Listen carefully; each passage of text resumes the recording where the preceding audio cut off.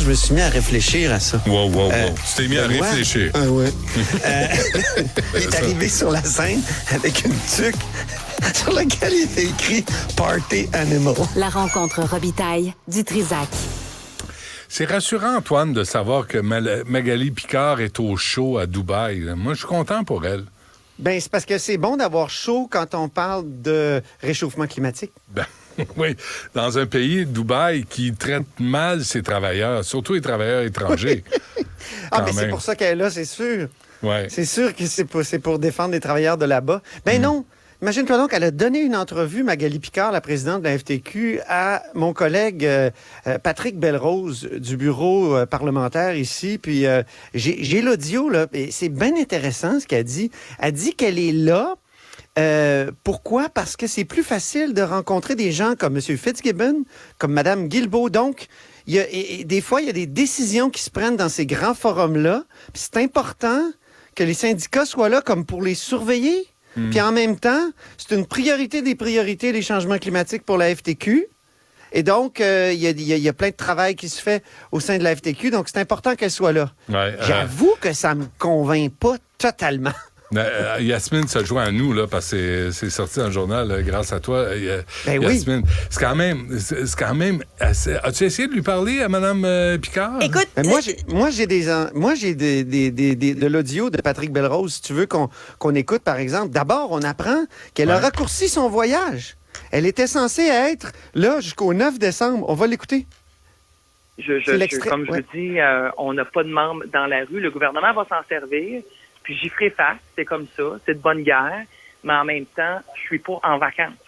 Je suis en train de travailler à la COP28 avec une délégation et on est en 2023 alors que les technologies nous permettent d'être aussi en virtuel dans les rencontres et advenant une décision, une invitation du PM, et là, peut-être que ça va aider mon voyage à Dubaï, peut-être que ça va y tenter d'en organiser une rapidement, étant donné que je suis à l'extérieur.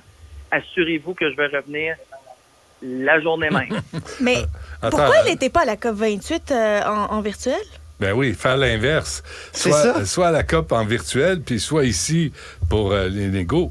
Ah non, Puis en passant, elle dit qu'elle a raccourci son voyage, mais le communiqué de presse, c'est parce que c'est eux-mêmes qui se sont scoopés, là. C'est pas moi.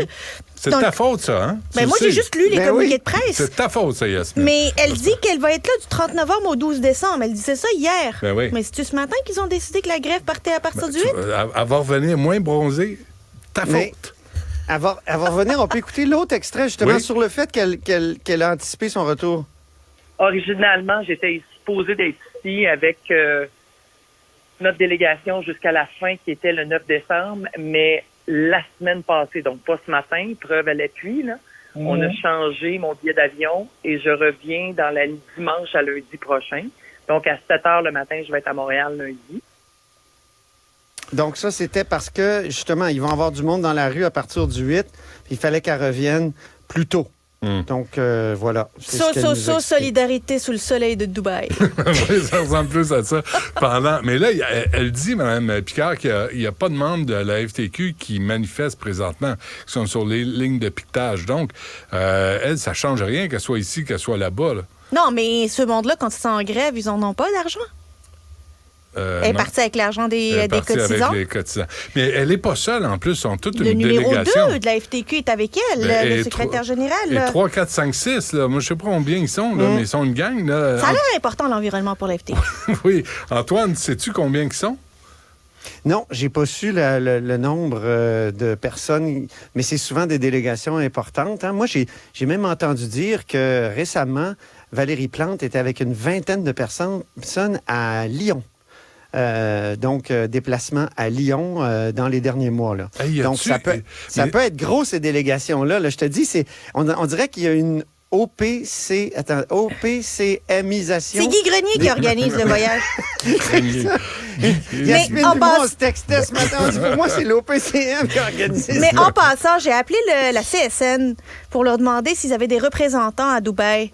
m'ont dit qu'ils pouvaient pas me répondre tant qu'ils n'ont pas parlé aux conseillers politiques. Ça semble être nébuleux parce que CSQ, là, eux, ils étaient, on n'en a pas de représentants à Dubaï. La CSN, j'ai parlé 2 fois, mais visiblement, c'est très difficile de me répondre sur cette question. Je disais juste c'est oui ou non. Il me semble que vous n'avez pas besoin de ligne pour ça. Là. Ouais. La FAE?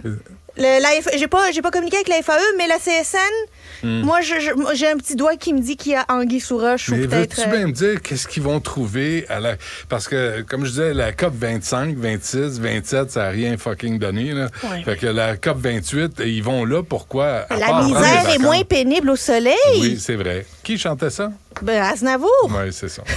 Écoute, c'est vraiment, ça a l'air d'un détail, ça a l'air d'une anecdote, mais je trouve que c'est représentatif. Après... Les Kings? Madame Velshi, Rumina Velshi, là, de la sécurité nucléaire, là, tu dis, y a-tu un ménage à faire sur l'approbation des voyages comme ça? Là, tu dis, toi, Antoine, Valérie Plante est à Lyon?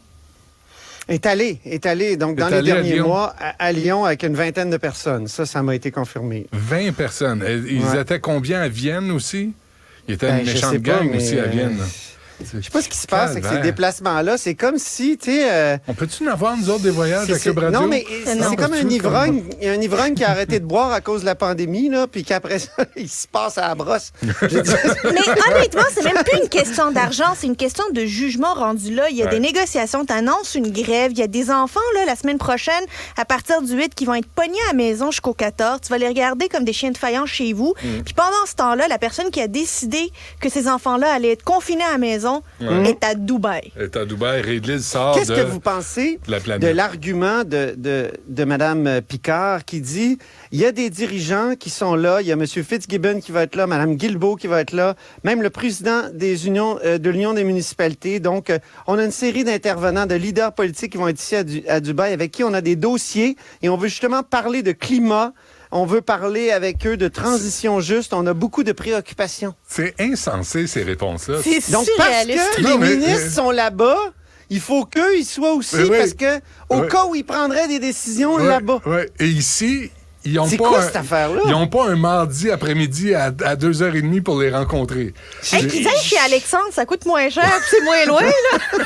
Il y a un bon resto sur Pile, ça s'appelle Alexandre. Et Dominique Olivier est là, puis elle dit... Puis moi, je perds ma job pour un lunch aux huîtres. Elle est à Dubaï, Calvaire. L'autre est à 288 000 en 18 mois de dépenses. Puis moi, je perds ma job pour un souper aux huîtres. Ah ben, les syndiqués devraient poser plus de questions sur les dépenses des directions. Moi, je pense que c'est ça qui se pose comme question. Puis tout à l'heure, je voyais Mario Dumont qui faisait le même calcul que toi. Benoît, 66 millions pour la FAE, 80 quelques millions de cotisations syndicales par année pour la CSQ.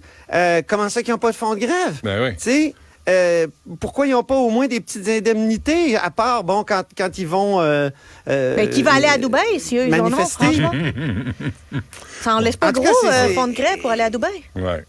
Bon. Combien ça a coûté ces voyages-là aussi? C'est aux membres de poser la question, parce que nous, on peut invoquer la loi sur l'accès à l'information pour les ministres, puis pour nos élus.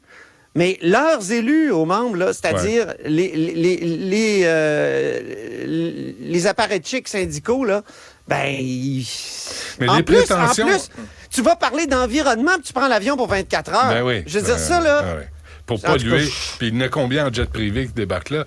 Et là, tu sais, la prétention aussi là, d'aller là-bas puis de régler des dossiers. Il n'y a rien qui nous prouve qu'ils vont effectivement rencontrer des ministres qui sont ici au Québec. Qu'est-ce que les syndicalistes auraient dit? Qu'est-ce que les chefs syndicaux auraient dit si Mme Lebel était allée là-bas, mettons? C'était juste aller à New York, ils auraient dit qu'elle est déconnectée de la réalité. C'est une insulte. Il y en a même qui m'ont écrit pourquoi elle va à l'hommage à Carl Tremblay. Mais si la situation est si critique qu'on doit aller en grève, me semble qu'elle est assez critique pour ne pas aller en vacances. Ouais. C'est pas des vacances, par exemple. Ouais, je sais. OK, de ne pas aller à Dubaï. Hey, moi, quand j'entends ça, c'est pas des vacances. Moi, je veux voir la charge de travail réelle. C'est pas des vacances, mais c'est de l'agitation je veux dire, internationale inutile. Là. Mais c'est de l'agitation. Là, l'agitation internationale, c'est joli. Ça veut fuck all dire. Non, mais c'est parce qu'il y a beaucoup de gens joli. Je trouve ça très joli. Il y a beaucoup de gens qui se donnent l'impression de travailler, mais ils s'agitent. Ils font plein d'affaires. Oui, c'est pas possible. Mais est-ce que c'est productif? C'est de l'agitation, là. C'est sûr qu'ils vont rencontrer Fitzgibbon, ils vont rencontrer Guilbeault-Eldy, ils vont rencontrer l'Union des municipalités. Ils vont prendre le même ascenseur. C'est du travail, mais c'est du travail. Il faut juger. Il y a travail et travail. C'est pas des vacances, mais c'est que c'est du travail vraiment absolument nécessaire. Le front commun est effronté. C'est bon. C'est juste ça que j'ai à dire. On se laisse là-dessus.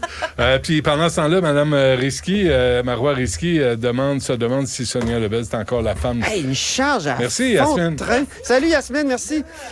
Charge à fond de train de la députée libérale contre Sonia Lebel. Elle parle d'échec à répétition. On peut l'écouter, là. Tout à l'heure, on était au téléphone, puis je l'ai enregistré. C'est Marois sur Lebel. Le premier ministre a, en d'autres mots, élagué les tâches de Madame la présidente du Conseil du Trésor. Il lui a retiré le dossier du PQI, donc les infrastructures, mais aussi les relations intergouvernementales. Donc, elle avait tout son temps, ses énergies dédiées aux négociations. Mais depuis le début de l'année, depuis janvier, elle n'a pas réglé le front commun qui représente la FTQ, CSQ, CSN, la FSE, la PTS, mais aussi d'autres réseaux, la FIC, la FAE, le syndicat de la fonction publique, le syndicat des professionnels du gouvernement, il y a aussi les policiers de la province du Québec, donc la SQ, mais il y a aussi la Couronne. Donc, elle est 0 en 10.